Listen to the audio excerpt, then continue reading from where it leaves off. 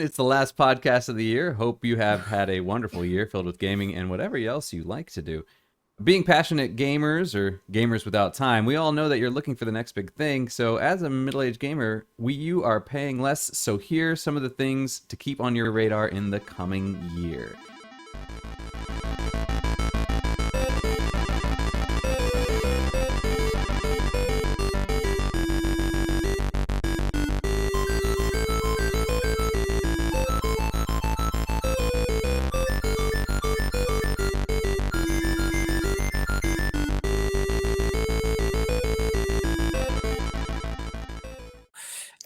I took Total War Warhammer 3 because I already have number 1 and number 2, and I really love this game. And I usually love the Warhammer universe, the fantasy one, and the 40k. I really like this universe, so I really want to see this game. And I already talked a little bit about it in previous podcast.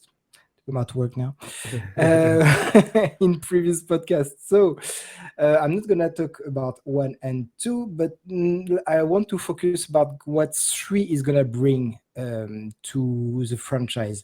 So back to the basic, it's coming out in February 17th, unless there is any last minute delay. Hopefully not.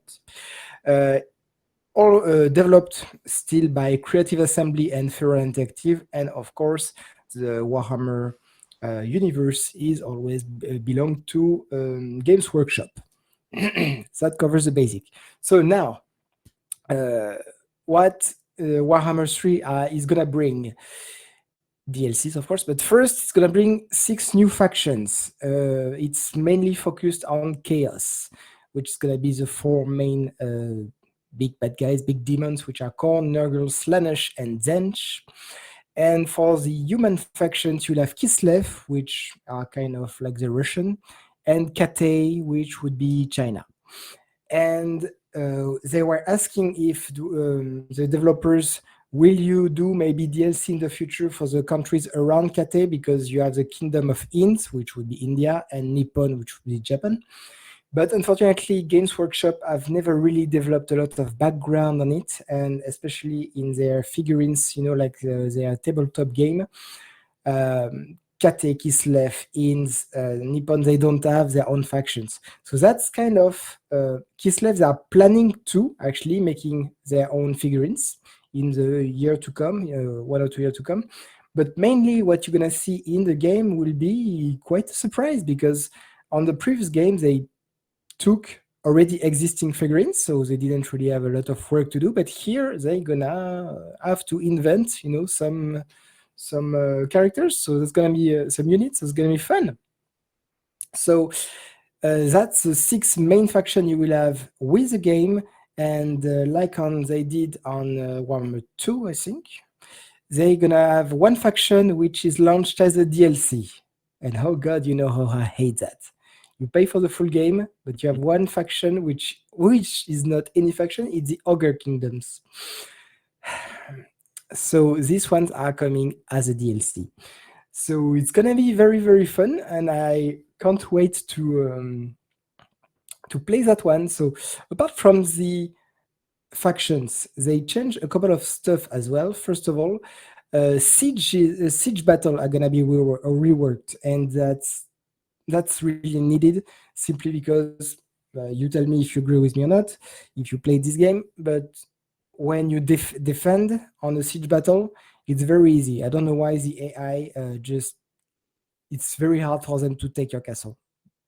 It's extremely easy to trap them. As long as you purposely make a hole in your own wall, they will just rush into it instead of trying, making more holes to try to surround you or anything. Now they are very, there's a hole, let's all go in this tiny hole. So it doesn't matter if they have, like 5,000 troops in front of you, they're gonna go 3 by 3 in the holes, and you just very easily kill them. So siege battle need to be reworked, and apparently there will be reworked, so that's nice. There's also a new survival battles. I don't have much info on this one, but apparently it's gonna be fun. Much like tower defense, as I understand, you get attacked by weaker units first, and the more flag or point you capture, the more units are gonna be stronger. And once you have all the points that you need to capture, there will be a boss battle. So that would be interesting. And what's very, very fun for me, and because I was criticizing a bit the two first games, is that they will raise quality of life. So first of all, for your flying units, you can topple them to be on land. So, you have flying Pegasus or flying horses.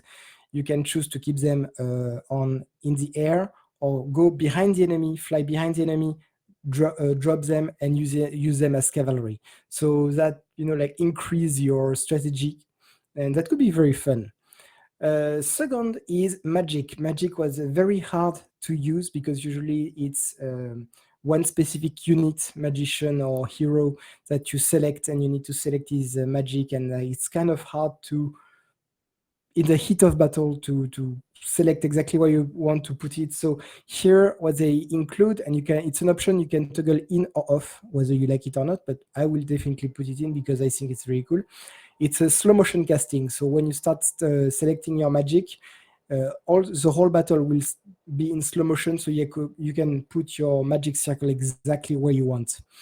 And that's gonna help a lot because usually you put a circle, but because the action is so fast, I try to shoot at cavalry because they're very fast, but by the time the troop pass and you shoot your magic, and there's no one in the middle of the plane. So it wasn't very, very good to use, and I never used magic very much in the previous game. So he's gonna really make this option much more accessible for me.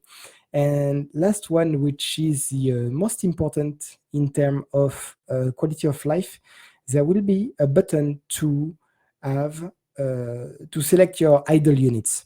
So if you never play Warhammer, it's a strategy game, of course, where you pitch two armies against each other, which work by units. And it's not only about a point of life. Your unit has life, of course, but also have morale. And say that you have a unit of archers, which is placed, behind them there's a forest, and they get ambushed by cavalry. Of course, the poor archers, their morale is going to drop extremely fast. So even if your unit is not destroyed, they're going to suffer a lot of damage, of course. But more important, their morale is going to be completely crushed. So what they do, they don't answer to you, the player, anymore.